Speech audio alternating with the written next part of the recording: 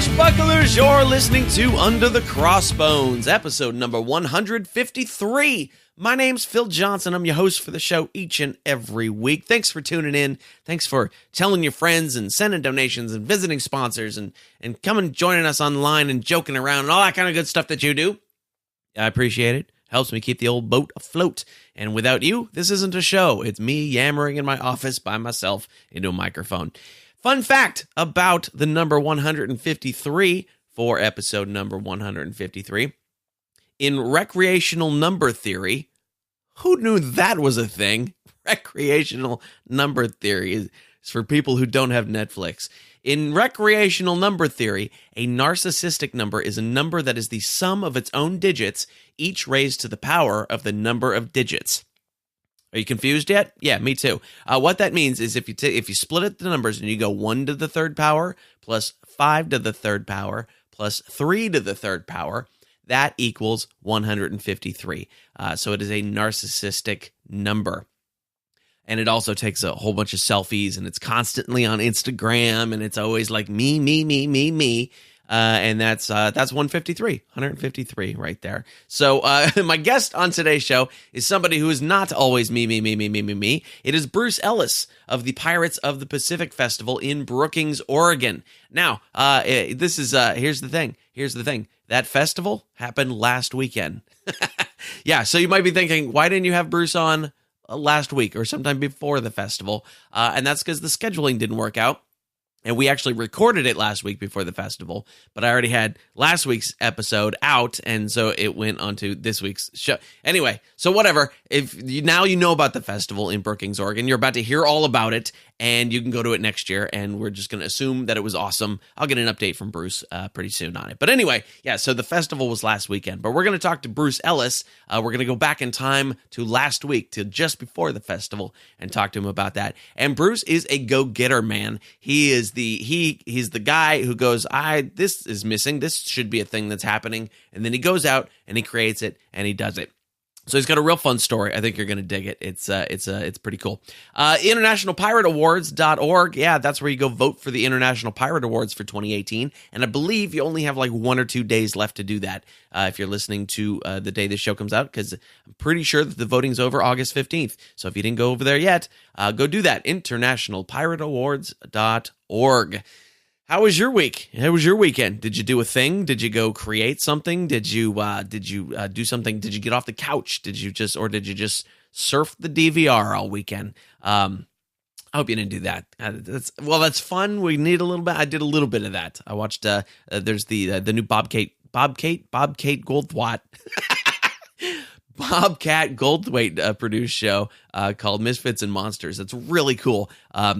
It's an anthology series that are all sort of horror-based, but funny. It's Bobcat Goldthwait, who's one of my favorite comics from the 80s, and it's a good show. Anyway, so I watched a little bit of that.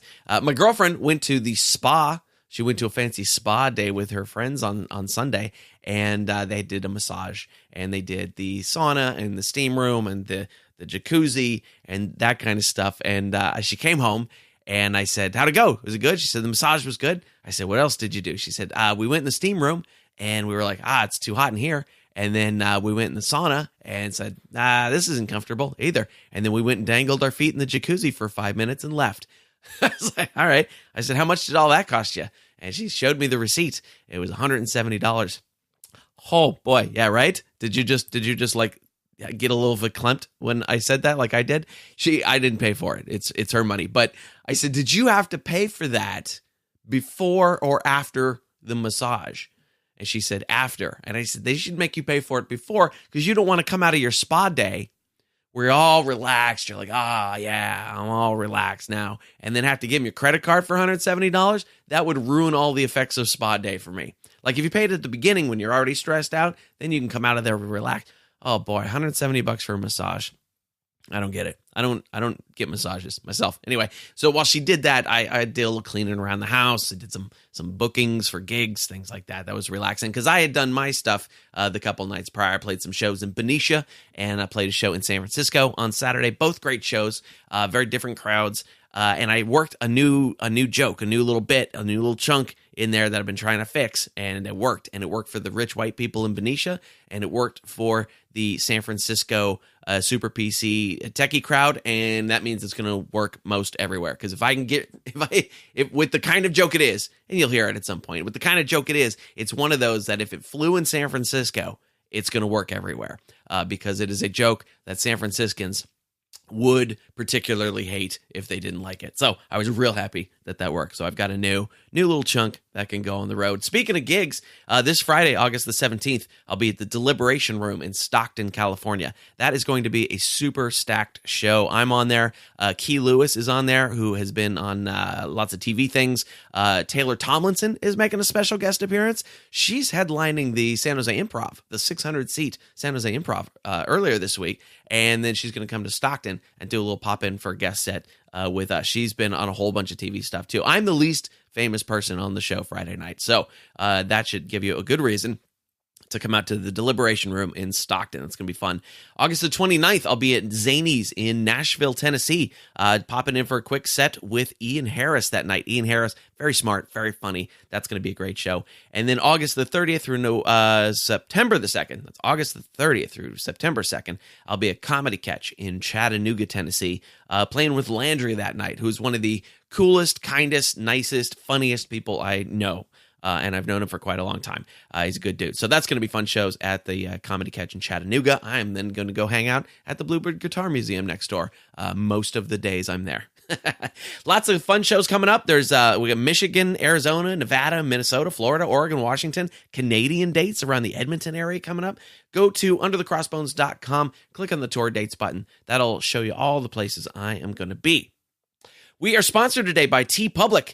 They are a great company that works with independent t-shirt artists on really cool designs. I have hand curated a collection of over 100 super awesome pirate t-shirts that I know you are going to love, because you can't wear your pirate garb all the time, right? I mean, you can, but some people are going to look askance at you. That's the way it is. So if you're super brave, you go to the grocery store with the sword in the scabbard they might not let you in with a pointy object, right? You don't want to carry a flintlock into Safeway, all right? Or into the Piggly Wiggly. You carry a flintlock into the Piggly Wiggly, and somebody's going to call the cops. So don't do that. You can't always wear your pirate garb. Sometimes you just need a pirate t-shirt to show them who you are, right? So go to underthecrossbones.com, click on shirt. No, don't do that. Go to underthecrossbones.com/shirt. Because there's nothing called shirt to click on. It's in the show notes anyway. But you can see the over 100 super cool pirate t-shirts that I've hand curated for you. Funny ones, sexy ones, scary ones, they're all there. And you can show the world that you are a pirate, even when you are not being a pirate. So there's that. Again, that's underthecrossbones.com/shirt. If you're enjoying the show, come join us on Facebook, facebook.com/underthecrossbones, twitter.com/undercrossbones. No doubt over there. And all the show notes for this episode will be at underthecrossbones.com/153. Also, make sure that you're subscribed to the show, whether you're listening in Apple Podcasts or Google Play or the new Google Podcast app that's out there, Slacker, Stitcher, Spotify. It's everywhere. The show is everywhere. But wherever you're listening to it, make sure you click that little subscribe button, and then you will automatically get the new episodes every Tuesday when they come out. Or if you're really on top of it, like Monday night, East Coast of the U.S., you can get it a little bit early because it actually goes out midnight Pacific time, which is only 9 o'clock on the East Coast. So if you want to be super on top of it and already know what everybody is going to hear the next day, that's when you can get it. I don't know if any of you are that into it. That's all right. So anyway, let's do this. Let's get into my interview. We're going to talk with Bruce Ellis about the Pirates of the Pacific Festival, plus his newspaper and his radio show and his band. The dude does a ton of stuff, and he's got some really fun stories. We're going to talk Renaissance festivals, all sorts of great stuff. So this is my interview with Bruce Ellis from Pirates of the Pacific Festival in Brookings, Oregon. Let's do it. For everybody listening that does not know where Brookings, Oregon is, can you describe sort of where that is? Yeah, we are right here. We're at the southern end. We are the end of Oregon, at the bottom of it. That's it, right where the California border is, basically. So that's where Brookings Harbor is, right there. Nice. Is it smoky there right now? No, we're not, actually. It's real nice right now. And that's where we're expecting some of the people from up in Medford area and all that to be coming and joining us this weekend, too, because of that smoke, because it's really bad up there. But no, the winds are blowing it off here. We're cool. We had our fair share last year when we had our little fire thing. Yeah. I'll bet. Yeah, I was just driving up through Oregon. I was doing some shows in Portland and Seattle and things like that. And I was just like, I had to look at a map to find out what wasn't on fire. Where could I drive through? It's just been craziness. Yeah, that's it. Everybody has to map out their, that's what I noticed. Somebody did that on Facebook the other day, too. One of my friends was out there traveling, and he had to do like 2 or 3 different turns to get here, and stuff to avoid the fires. So, okay, man, that's bad news. A big shout out for all the firefighters out there taking care of this, that's for sure. Yeah, definitely. So tell me a little bit about the festival that you guys do, the Pirates of the Pacific Festival. When did it start? How did it come together? What happened was basically I was out in Virginia for a while. I lived out there for about 8 years, and while I was out there, I got involved with the Virginia Renaissance Festival, which is down there in Spotsylvania, in Virginia. And what happened was I went from just parking cars to being the director of operations. By the time I was leaving and stuff, I was director of operations for the place. And we built a village, and I have a little booth down there, cinnamon roasted nuts and ice cream booth and all that, building down there and everything. But what happened was I got involved with that out there. And so when I moved out back here, I started my newspaper. I was just handyman and everything. I never did anything like that before. And while I was out here, I was, got my paper going and everything, and I decided I wanted to do some kind of festival. And what happened was back there, it was a 6-week gig each weekend, and we had themed weekends. Okay. And I noticed that the pirate weekend was the one where we were the most crowded, man. It was busy as all get out on that weekend. And then, of course, became pirate out there, and we would go to the Maryland Fair because they had off dates. And we'd go to their fair. All the pirates would show up there from our festival, and then all their pirates would show up at our festival during the pirate weekend. So I noticed it was a big craze, and then I got to seeing it around, the United States and everything like that. And my partner, Mike Moran, and I were sitting here, and we were just hanging out, and a good friend of mine, and I was sitting there, we were just looking out at the ocean one day, and I just went, hey, man, what if I just, what if we do a pirate festival? What do you think of a pirate festival would flow here? We got an ocean right there, and we got a port and a boardwalk, and he's like going, let's do it. So, we've been doing, it started that way, literally. It was just the reason we did it, I basically was, my newspaper is called the Insider of Southern Oregon. It's an entertainment newspaper, and I started it here, and it grew so fast that within a year I was all the way up to Bandon and Grants Pass area and all points in between. Nice. And it just grew so fast. Everything in this town was really supportive of it. All the communities here, Crescent City, Gold Beach, and Brookings were all supportive of it. So I spread it out through. So I wanted to do something back for the community, basically.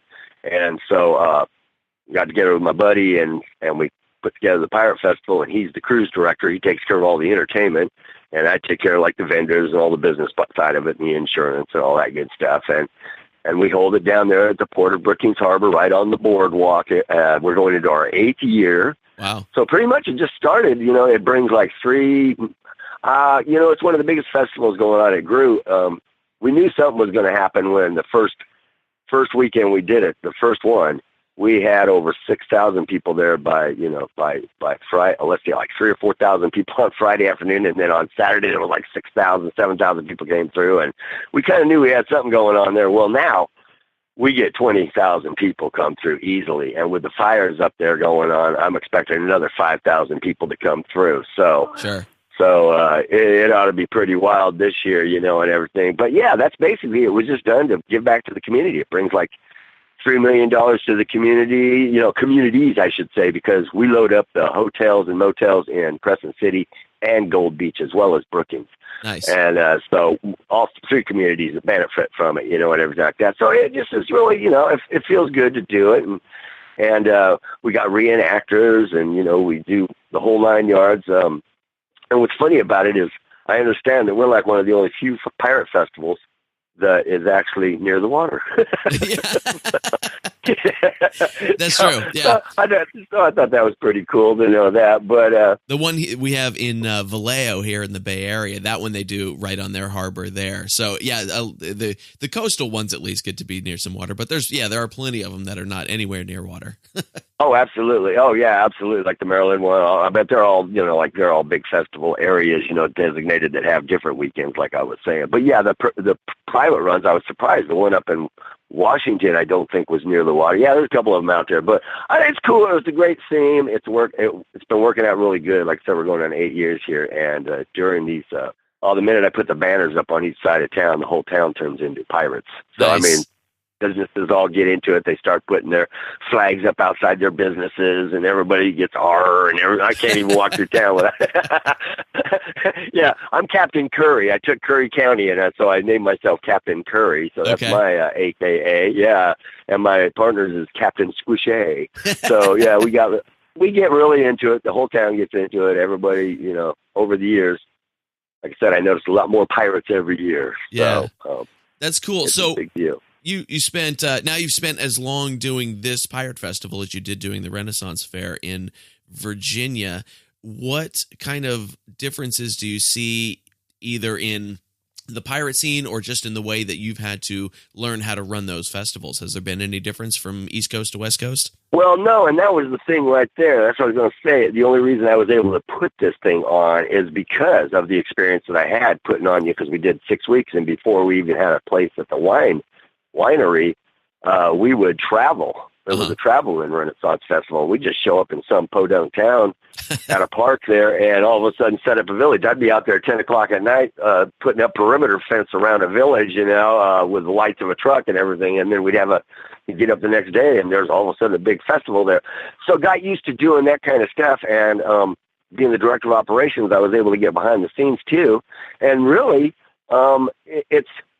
it starts when people ask me, when do you start putting the pirate festival together? I say the day after it's done. Certainly, yeah. I'm back on it again, and it works all year round. Pretty much, it does that, and then it starts kicking in like 6 months towards it. The vendors, you got to get a hold of everybody and everything. But that one when it was traveling, there was a little more work to it, out there. But once we were established, it's pretty much as long as you follow the routine and you go from A to Z and don't skip any spaces, you can pretty well put a really good festival on. I'm known, the Pirate Festival is known out here as one of the most organized events. They want people to pattern their events after the Pirate Festival out here because of how well done it operates. It operates smooth through the whole thing. That's great. I don't know. I don't know if it's my personality or the way I just do business because I'm pretty laid back and I don't hassle. And I heard like some other festivals and stuff, they're pretty, straight up with, they don't really even acknowledge the presence of their people, or even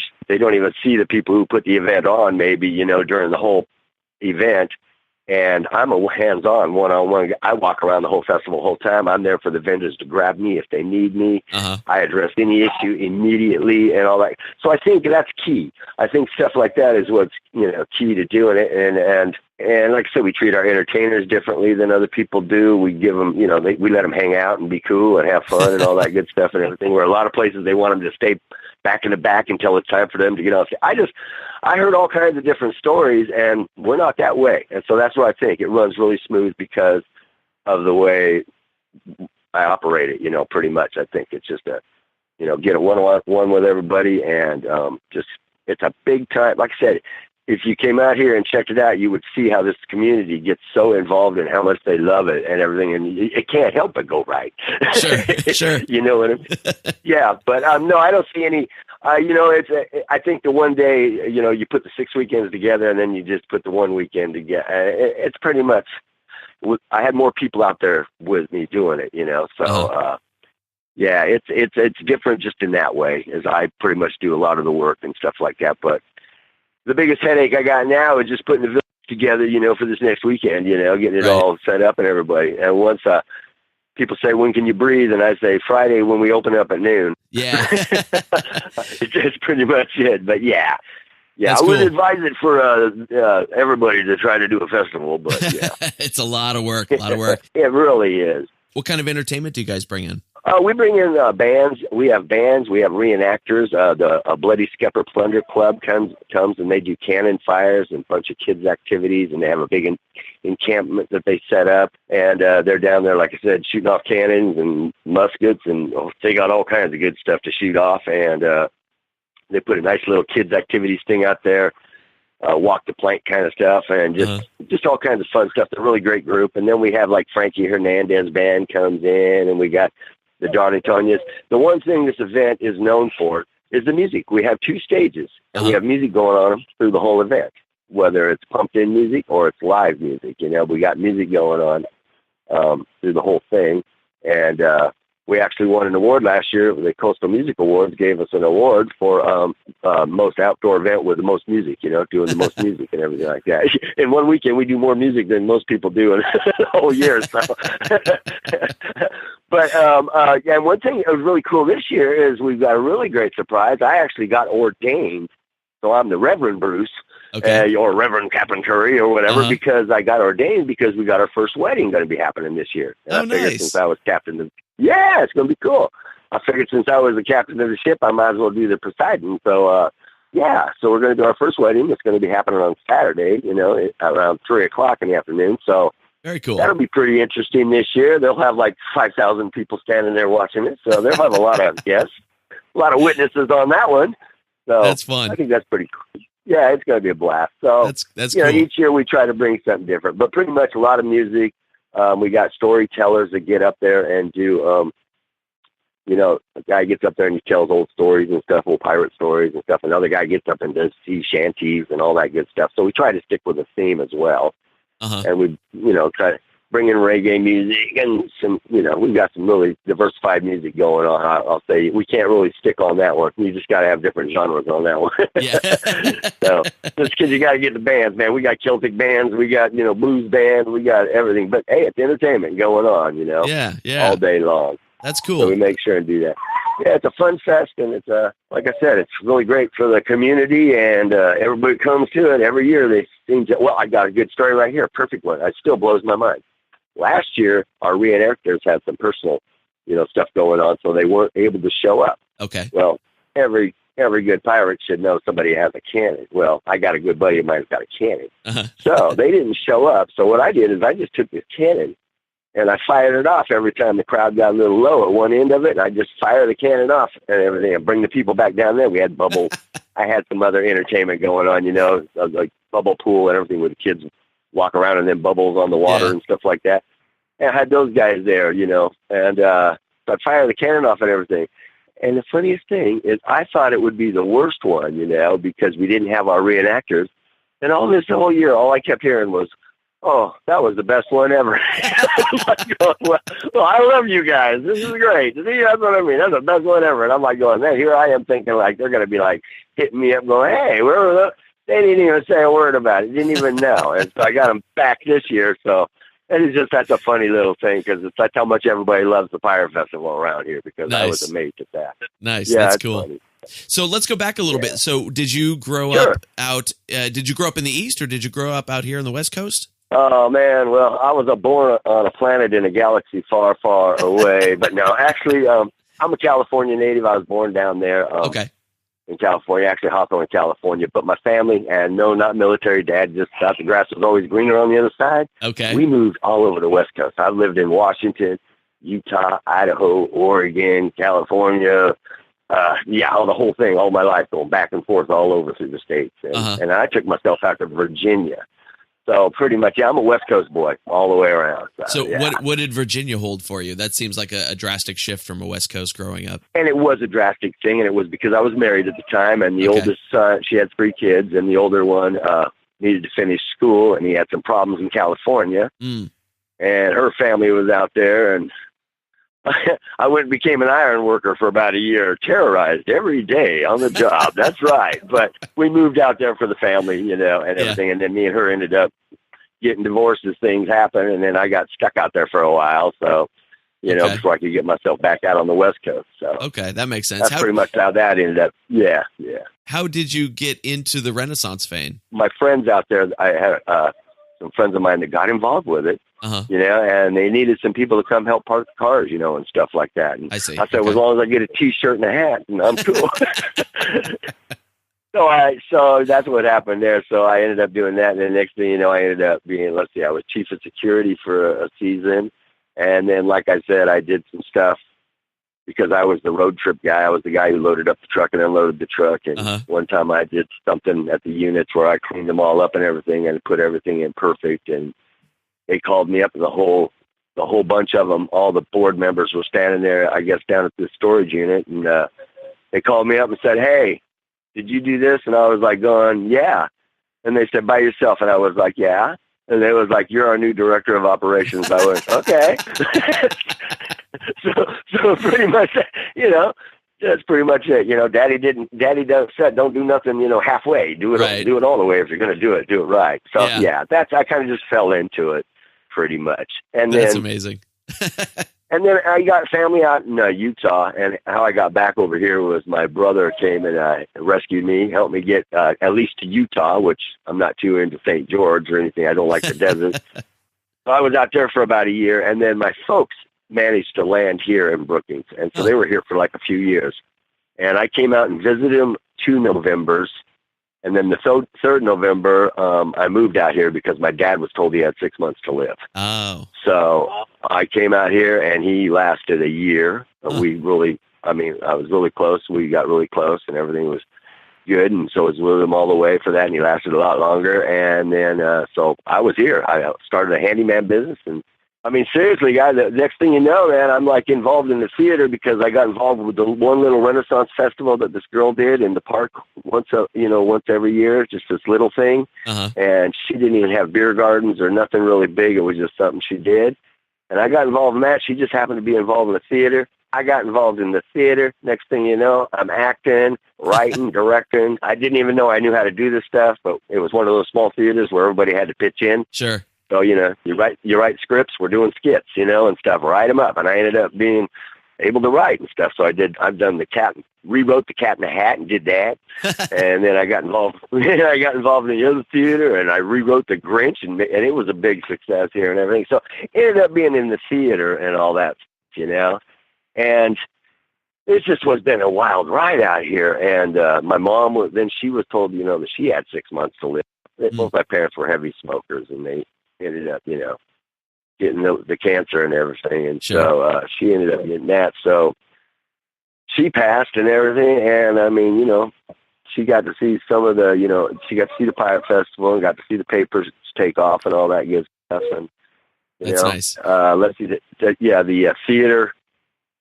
It was weird because the theater, the Renaissance Festival, you get the paper. I started doing the paper because I got mad at the local paper here not giving the entertainment enough love. So that's how that started. Okay, yeah, tell me about that a little bit. Yeah, because I know there is quite a bit of entertainment in that southwest corner of Oregon. Oh my gosh, with Ashland and Medford and all that kind of stuff. So I mean, are you covering sort of all those cities? Yes, I'm covering everything.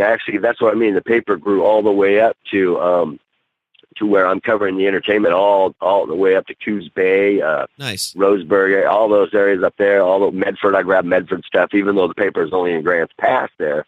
You know, I grab what entertainment is going on because we have so much in the southern. That's why it's called the Insider of Southern Oregon. And I finally have been able to achieve, you know, the whole area there. And yeah, but the entertainment here alone is crazy. Sure. We got music and stuff. We got bands there. I made a joke here one time, and I said, you know what? You can't throw a stone in Brookings without either hitting an artist, an actor, a musician, or all the above, you know, or a vet. You know, I mean, this town is just filled with all kinds of people, you know, talented people. I find it amazing that some of these people are just here playing when they could be out there, you know, doing bigger things, you would think, you know. So it's pretty neat, magical little place here. And, hey, I'm a first one to talk about it. I mean, you know, I couldn't even believe it. I mean, I started an entertainment newspaper because the local entertainment, it didn't cover one of my shows I did. So I started digging into it deeper, and then I found out that a lot of the theaters in town were getting a bum deal on it, you know, on the shows and everything like that, because they weren't getting published in the paper. The guy didn't get the memo or whatever, didn't get the email or whatever in time, or forgot to put it in or whatever. So I walked into the local paper, and I kid you not, I said, I'm offering my services for free. Okay. I will do your entertainment section. Just give me you got the fishing guy's got his little whole page. Right. Why don't you give me your entertainment section? And they looked at me and said, who's going to pay for it? And I go, what are you talking about? I said, you got advertisers. I don't know what you guys, how you run it. I'm just talking about taking over your entertainment section. Well, long story short, didn't buy it, didn't want to go for it, made me mad. I was out talking one day and somebody heard me, and I got an investor right off the bat, and the rest is history. I kind of started the paper, it started out real small, like just a little pamphlet thing, just a little thing, and the next thing you know, man, I'm having to have the, big printing company print me up and everything because it's 32 pages and it's a big, like 11 by 17, Sure. paper and everything. It's one of those types that you see in the towns and everything. Right. And I found out that there was, plus no entertainment newspaper in this area at all. Right. I'm the only deal, and I said, what kind of circulation do you have now? Well, I mean, I got, it's all over. I got like 4,000, out there right now. I mean, I cruise around all over the areas.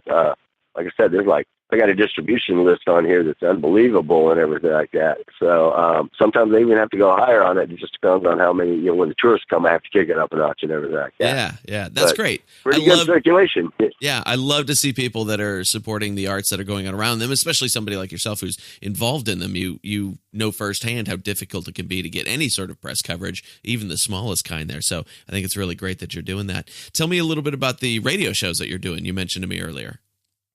Yeah, well, what happened was I've got the Insider Report. It's on this local station, nonprofit station, of course. It's KCIW. It's 100.7 FM. It's just a local station right here.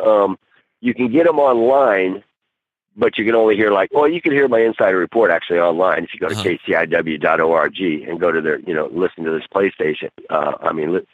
Go on their playlist and you can hear my show there. But and I have another show, and basically the Insider Report is a talk show, and it's basically, I just tell all the entertainment going on, and I kind of keep it local, in this area just between the three cities because that's all anybody can hear us, and everything like that.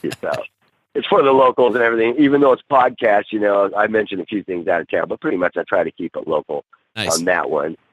And then I got a Magical Musical History Tour, which is a music show, which I focus on an artist. I'll go way back. Hey, I've had stuff on there from the 1890s all the way up to, nowadays. I just grab an artist and go for it. Yeah. I did a pirate show this week, which was a bunch of pirate sea shanties and stuff. Sweet. Who did you play on the pirate show? Oh, you know what? I grabbed some I grabbed some sea shanties that I hadn't heard before and stuff. So it was some different ones, but I had like a reggae burning spear was on there. And then I had Ray Stevens, his pirate song. Oh yeah. I haven't heard that in a long time. Yeah. Yeah. Well, yeah, I put that on there and everything. I mean, I'll send you that link so you can listen to it. But yeah. And I just grab a theme, like a different artist, like the next two that I'm doing. I got the Ramones I just did, and I've got Sarah Vaughan, back then, and Gordon Lightfoot, our show of just filled with music. Try to do as little talking as I can, just, which is hard for me, as you can tell. So there you I'm just having some fun. But, you mentioned that thing, and it's funny that I can focus because I'm in it, because I do have a rock band as well. Sweet. So the only thing I'm not is an artist in this town, and so I always say I'm an entertainer that has an entertainment newspaper. So I'm going to cover everybody out there, and everything that I can. And the paper does really good, too, because we put nonprofits in there, fundraisers, anything that comes in there like that, we make sure it's for good. It's all positive, nothing political ever. It's all positive all the way. And so there you go. I get the two radios. I got the radio station after that. The radio shows after that on the station. But you know how I got that? Back in the day, I actually, like I said, the paper opened up a lot of doors. I was able to I was on a TV show for a while on the local Channel 9. Okay. Me and my buddy Mike Moran and Rick Waffler had a show called What's Going On. Okay. And it pretty much was the Insider on TV. We went to different businesses and promoted their business, and then talked about all the entertainment going on that week. And it showed 3 times a day, all week, 3 times a day, on Channel 9.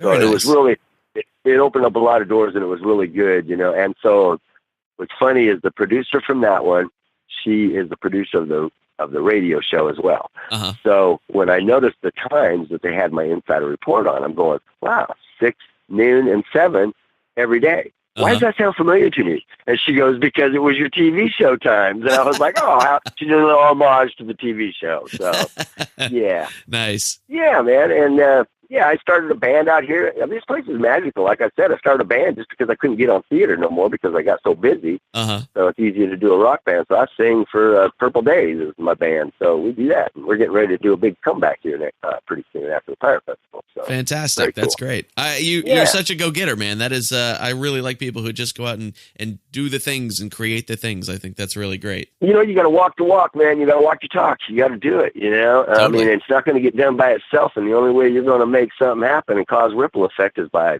dropping that stone in the water. For sure. So, So where's the best place online for people to keep up with what the festival's doing and any of the other stuff you're working on?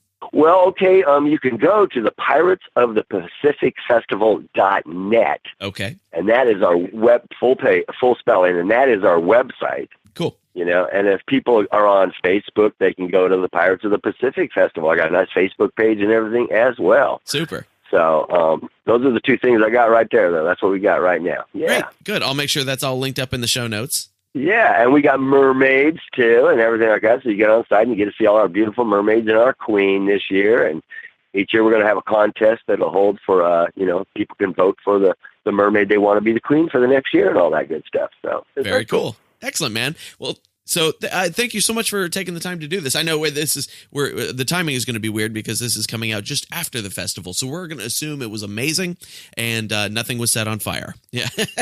That's right. And then, and everybody just remember to come next year and check us out. And like I said, get on there and be a part of us next year. Sounds good. So, if you don't mind, I got a little jingle too here that I always do. Go for it. Is that okay? Yeah. Okay, hey, it's like, hey, I'm a pirate, he's a pirate, she's a pirate, we're all pirates. Wouldn't you like to be a pirate too? You know you do. Nice. Makes you want to go to a pirate festival and have a hot dog. It sure does, yeah. Oh, man. Well, thanks so much, Bruce. I appreciate it. Yeah, thank you very much. You bet. I'll talk to you again soon. Okay, take care, brother. And there it is, friends. That is my interview with Bruce Ellis. And you can find out more about that festival. Go to piratesofthepacificfestival.net. Piratesofthepacificfestival.net. Don't go to the .com. There's nothing there. I looked. What'd you like? What'd you learn? Did you hear some cool stuff that you would like to comment on? I know when I'm listening to podcasts, and I always want to kind of jump in on the conversation. I'll think of something like, "Oh, I'd like to make a comment or correct somebody or just relate in some way." You can do that. It's very, very easy.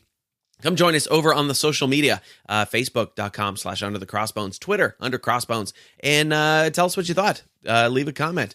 Tell us something you wanted to. You go, that's wrong. That should be really this, and then we will go, yeah, shut up, nerd. No, we won't. We won't do that. We would not do that to you. Under the Crossbones is sponsored today by Pirate Radio of the Treasure Coast, WKKC-DB, playing the best music of today's hits and yesterday's classics, and Pirate Radio Talk, playing the best pirate shows, including Under the Crossbones, 24/7 and all commercial free. How cool is that? To listen, go to pirateradioTheTreasureCoast.com or pick up the Pirate Radio WKKC-DB music app for your phony phone. And for the talk stations, PirateRadioTC.com or Pirate Radio Talk. That's the app for that, half of that. Or you can just scream at your Alexa or your Android phone and go, hey, play Pirate Radio The Treasure Coast, and it'll kick it right up for you. You can do the same thing with Under the Crossbones. Go, hey Google, hello Google, hey Google, hi Google. I forget what it is. I don't use it that much. Hey Alexa, hey Google, and say, listen, play Under the Crossbones, play Pirate Radio The Treasure Coast. It'll just kick it up. Until soon you can just scream at any appliance and tell it what you want, and it'll make it happen. And then we will be all like the people in Wall-E, where we're just fat, sitting on our back and drinking Slurpees as we float around the universe. That's a downer way to end that ad, isn't it? No, Pirate Radio The Treasure Coast is amazing, and you should go listen to it. Go type the letters in yourself. Do something active. Be a human being. It's all brought to you by iTreasure Radio, the very best digital media from independently owned stations at iTreasureRadio.com. If you type, you're exercising your fingers, and that's a good thing. That's our show for today, kids. Thank you so much for tuning in. I always appreciate it. If you want to find out more about my guest, Bruce Ellis, go to piratesofthepacificfestival.net. And you can see all the cool stuff that they're doing with the festival over there. It sounds like a really fun one. I am going to go probably next year, hopefully. We got some great shows coming up next week. Super excited about this one. Next week on the show, Robert Kurson, author of Pirate Hunters. Yeah! Finally, it's been 2 years I've been trying to get this guy on. If you go back to episode 26, 27, somewhere in there is my talks with John Chatterton, who is the guy that the book Pirate Hunters is about. It's an amazing story about John Chatterton and John Matera, two guys that went out, found a real authenticated pirate ship. It's a great book. It's a true story. I spoke with John Chatterton very early in the show.